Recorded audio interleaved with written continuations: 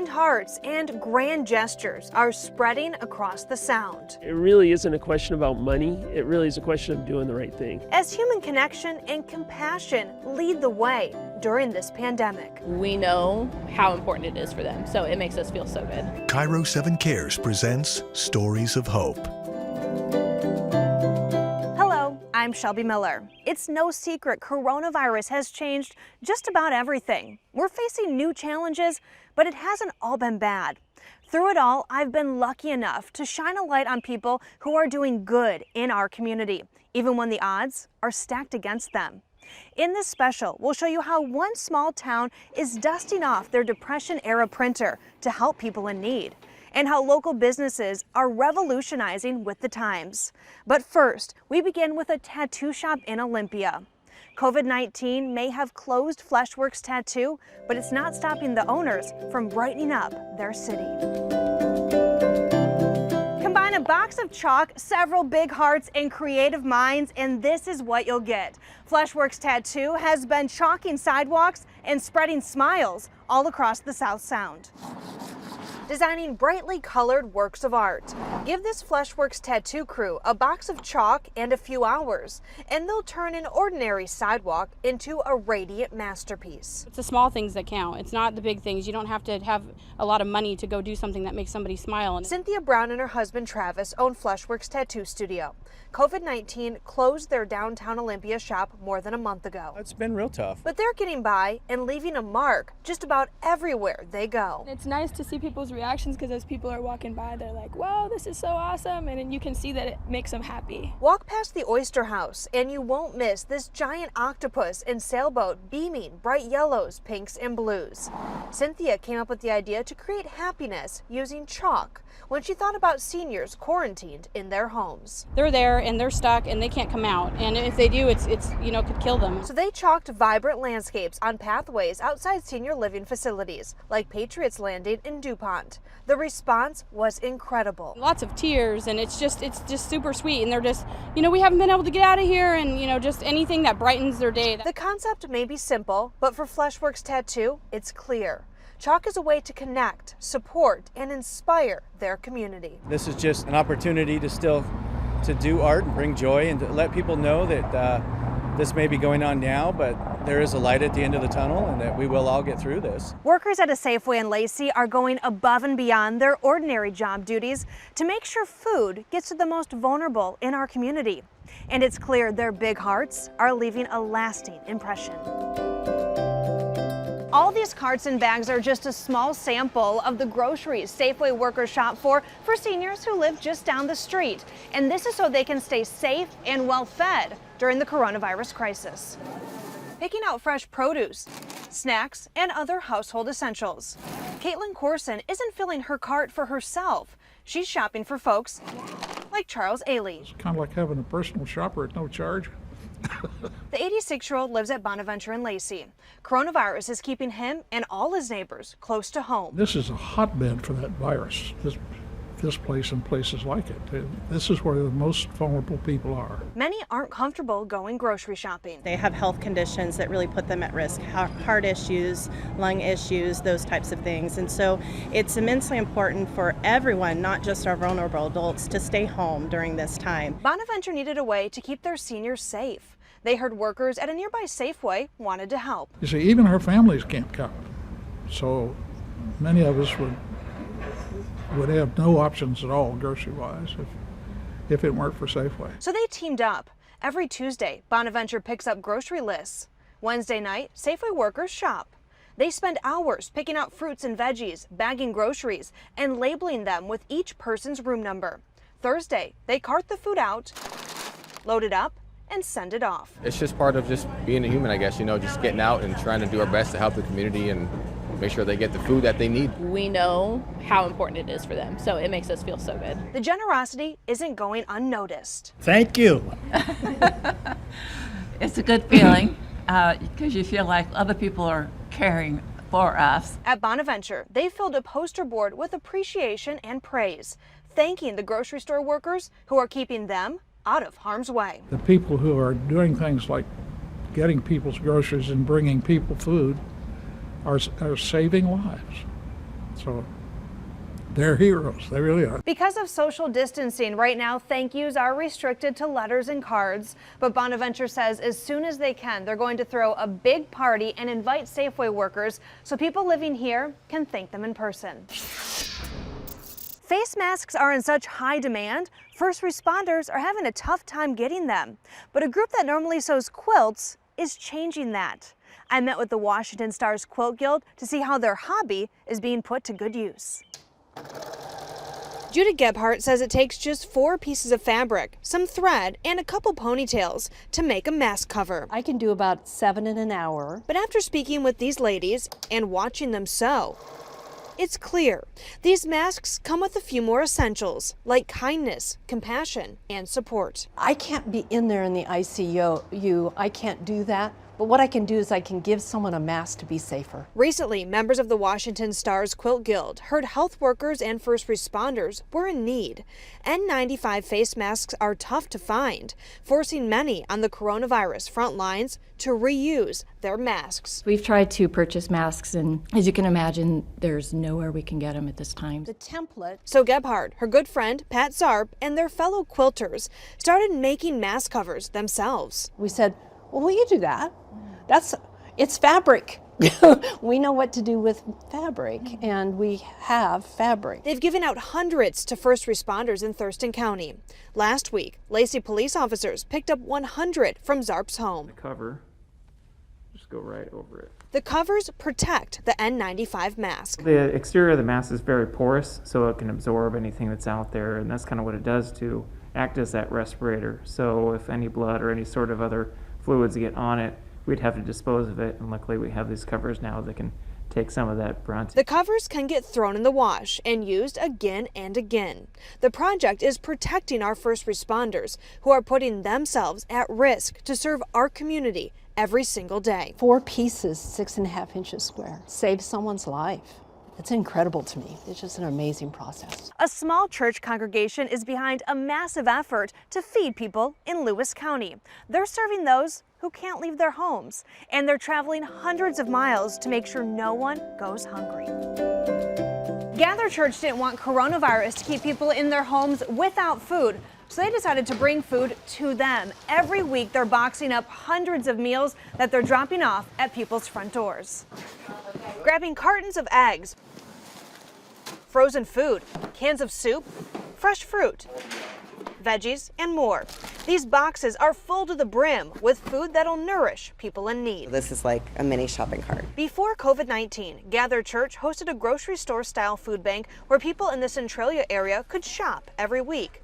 To social distance, they started boxing food and delivering it to people's homes. If we can't literally be together, we still have to be for one another, right? And so whatever we can do to help alleviate some of the struggle that people are facing. The need quickly grew, so the church decided to expand. They built a website where people countywide can order free food. As a man of faith, God inspired us to get a head start on that. Right away, people started signing up. Within weeks, the need nearly quadrupled. Last month, they fed about 200 families a week. This week, they'll feed close to 700. That adds up to 18,000 pounds of food. There's been amazing response within the community. It's been beautiful. It's been unifying. At a time when things can be pretty doggone divisive and there's so much negativity, it's been wonderful to find a way to come onto the same page. They're doing so many deliveries. The church bought a box truck to haul the food. When we're delivering food to them, they don't have to go to the grocery store, so that's keeping them safe. All of our drivers, they glove up, they mask up, they knock, drop, and leave. At Gather Church, it's clear their passion to help their community comes straight from the heart. I don't want anybody to go hungry. That's why I do what I do. So go on, place an order. That's the most important thing to me, is people don't go hungry. Each box also comes with a recipe sheet so families know what they can make with the fresh ingredients inside one of these. And this week, it's an easy chicken bake. A Thurston County city made famous for printing wooden currency nearly a century ago is firing back up its printing press. I got an inside look at the money-making process and who it'll help. During the Great Depression, Tenino printed wooden money to help with the cash crisis. Now, nearly 9 decades later, history is repeating itself. People will once again be able to use wooden money to go shopping in the city. warming up ink and painting it on the printing press platen. Once it's inked up on the platen and you turn it on, the rollers start running. As soon as it's inked, Lauren Ackerman drops in the chase, coats the block, and within seconds, he's printing stacks of what'll soon be wooden cash. that's how it's done. Printing is a process Ackerman has just about perfected. He's using the same press his predecessors used during the Great Depression. Tenino became famous. This was the first place wooden money was ever printed. In 1931, Tenino ran out of money, so the Chamber of Commerce created its own currency out of wood. Back then, the novel cash became a collector's item. Fast forward to 2020, and Tenino's historic press is back at it again. This is the first time that this machine will print government-funded backed money since 1932. The updated COVID relief currency comes in $25 bills and will look like this. It's actually going to be government-backed scrip, and households that are eligible, so people that have been affected by the COVID crisis, will be able to come in, apply, and qualifying households will be able to receive up to $300 in Tenino wooden money. People who qualify can use the special funds at grocery stores, gas stations, and restaurants across Tenino. The city will reimburse the businesses. It'll be a little bit of a shock when somebody hands you a piece of wood and says, I want my groceries. Tenino plans to print $10,000 worth of wooden money, which is the exact same amount they printed 89 years ago, bringing this tight-knit town's claim to fame full circle. Small towns, small cities, I believe, are very strong because they have to be creative, they have to be resilient, they have to stand up and take care of themselves. Coming up, quarantine opening up the door for plenty of business innovations. These days, distilleries aren't just supplying booze. Plus, the South Sound Farmers Market is making sure you get your veggies. I checked in with farmers to see how they're adapting to the times.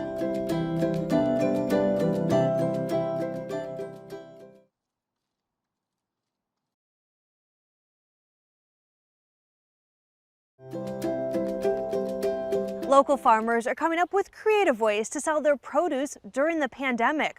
From markets to home deliveries, I spoke with farmers in Olympia who will stop at nothing to get people their fresh vegetables. The vegetables here at Skipping Stone Garden are doing fantastic this spring. When the pandemic began, the owners worried all their hard work would go to waste. But the good news is they're selling more produce than ever before. Raking and pulling stubborn weeds. It's all in a day's work for Sarah and Gabriel Basan. The couple owns Skipping Stone Garden in Olympia. Their farm is filled with salad greens, bok choy, garlic, and tomatoes that they sell at the Olympia Farmers Market. Everybody's really excited to get fresh produce. But this year, coronavirus brought concerns. We started out with a bit of uncertainty. Are we going to have any foot traffic? Is the market going to close down? The market's open, but some fellow farmers chose not to fill their stands. We weren't really sure what to think. Our first thought was we're not going to have a farm this year, or we're going to be farming for our family or ourselves. To make money, the Basans began their own community-supported agriculture program, or CSA. They deliver fresh produce to people's homes every week for 20 weeks. That alleviated a lot of fears and issues about income coming in. We're able to pay ourselves, which is always a bonus for farmers. Another bonus is business at the farmers market is exceeding expectations. So far, they've sold out every Saturday. We actually haven't made it to a Sunday yet, which is why we're planting every possible square inch we can of our farm. The Basans aren't sure if things will ever quite be the same. We won't revert totally back to normal. It'll be different from here on out. But for us, we love markets. As long as we can do it, we'll do it. But they'll keep working hard to grow garden fresh greens and feed their community. A positive change that I think is going to come out of this is a lot more people are going to really appreciate the local farms and kind of what they bring to the community. A Pierce County restaurant, once struggling to get by, is now giving back in a big way. I met the owner of Bourbon Street in Puyallup, and I was blown away by his generosity. A month ago, Bourbon Street worried they might have to close because of COVID-19, but their community made sure that did not happen. So to say thank you, they are cooking up these hot, delicious meals and giving them to people in need. Cooking flavorful Cajun dishes over hot, open flames. On a rainy day like this, a little bit of Cajun heat really helps keep you warm. Over the past 5 years, Bourbon Street Creole Kitchen and Bar has become a Puyallup staple. People love their authentic po' boys and shrimp and grits. But the statewide shutdown is hurting the Pierce County restaurant. I knew it was not going to be easy. Owner Mike DeAlvis says they're down nearly 70%. He once worried they may close, but then his community came calling. And I've had people calling me and telling me, Mike, what can we do? What can we do to help you? Their food is amazing. Families stopped by for food. Companies ordered huge carryouts, and people purchased gift cards. Thinking about the support nearly brought DeAlvis to tears. I think we are here because of people today. You know, if the people haven't come here, we would not be here. Which is why he wants to pay it forward by making hot meals for families who can't afford to go out to eat. The restaurant's taking nominations on social media. They plan to cook at least 100 meals and hand out 25 dinners a week for 4 weeks. That's really going the extra mile in my humble opinion, so it just makes me love them more. Bourbon Street hopes others follow suit, so Puyallup can come out of this pandemic stronger than ever before. I see a little light at the end of the tunnel, so hopefully it'll all work out well for all of us. A Thurston County distillery is swapping out its whiskey and gin, and instead they're using their equipment to make hand sanitizer. I traveled to Tenino, where they're handing out hope by the bottle. Sandstone Distillery is known for their whiskeys, their vodka, and their gin. But because of the coronavirus pandemic, they have a new product, hand sanitizer, and this is liquid gold. That's 100% alcohol. Checking the proof on his latest batch of homemade hand sanitizer. John Borden just turned wine into one of the hottest products you can't find on store shelves. So it's about 196 proof, 97 proof right in there, which is pretty darn pure. And that's what you need in order to make sanitizer. He owns Sandstone Distillery in Tenino. COVID-19 closed his tasting room, but ironically, the virus is keeping him busier than ever. Not in my wildest dreams I would ever have thought of something like that. John's a man with a big personality, which also matches the size of his heart. He knew his community was in need. When he realized he could help, John and his wife Jenny didn't shy away. This is hand sanitizer, but this is also a little bit of hope and a little bit of peace for people. They got the recipe from the World Health Organization. It's not your typical store-bought sanitizer. It feels different, it behaves different, the consistency is different, but this is really what we need. They're filling 2-ounce bottles by the dozen and handing them out for free. Word spread like wildfire on Facebook, and people stop by all day. It seemed like a really good thing, and I've been trying to find hand sanitizer and can't find any. They're producing sanitizer around the clock and even supplying it to doctors' offices, fire and police departments, inner-city transit, and homeless shelters. John's honored, he's humbled, and it's clear he has a heart of gold. The raw goodness of people coming out and to be a part of something like that is once in a lifetime. You can stop by the distillery and pick up one of the airport bottles and also bring in your own that they'll fill for free. But if you would like to help out, they are in need of glycerin, and this is a key component in the hand sanitizer. Coming up, a family farm in the South Sound is hatching a plan to help the hungry during the pandemic.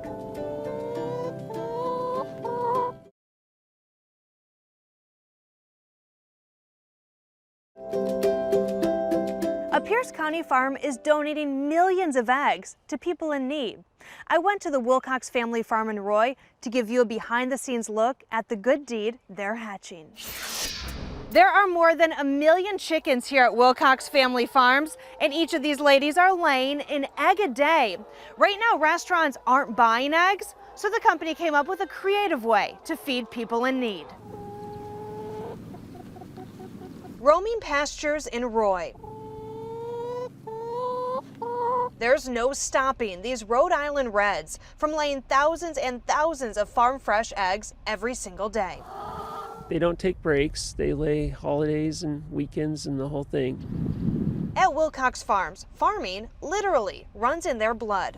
They've been raising chickens for 100 years. They're really happy. They're really curious. They'll come right up to you. Brent Wilcox is a 4th-generation farmer and CEO. Keeps us all busy here. Eggs get washed, sorted, and sent to grocery stores, schools, and restaurants all over the Pacific Northwest. COVID-19's brought challenges. They're struggling to keep stores stocked, but at the same time, their restaurant sales suddenly stopped. They had tons of liquid eggs with nowhere to go. When we talked about possibly having to dump these eggs somewhere, that just breaks your heart, because you see what these chickens are doing to produce these eggs and how much cost and money, love and care goes into it. And to think that you're just going to have to dump this product, it makes you almost physically sick. Wilcox decided to use the eggs to do some good. The community's been supporting us all these years, buying our eggs. It feels good to be able to give back to them. They're donating 600,000 pounds of liquid eggs. That adds up to more than 7 million eggs. Each one gets washed, cracked, pasteurized, poured, and packaged. They're taking truckloads to food banks and shelters like Northwest Harvest and the Tacoma Rescue Mission. In the midst of the pandemic, Wilcox feels good knowing these chickens are nourishing those in need. It really isn't a question about money. It really is a question of doing the right thing. Wilcox Family Farms says you can count on their egg donations during the entire coronavirus crisis. If you have a positive story you'd like to share, reach out to me on social media at Shelby KIRO 7. For more exclusive KIRO 7 content, just download our app on your smart TV like the Roku, Amazon Fire, and Apple TV. Maya Angelou said it best, trying to be a rainbow in someone else's cloud. And that is exactly why we want to share these great stories with you that are happening here in our own community. Times may be tough, and that's why it's important that we highlight the good. It has been a pleasure to share these stories with you. We hope you enjoyed our KIRO 7 Care Special. I'm Shelby Miller. Have a wonderful day, and don't forget to be kind.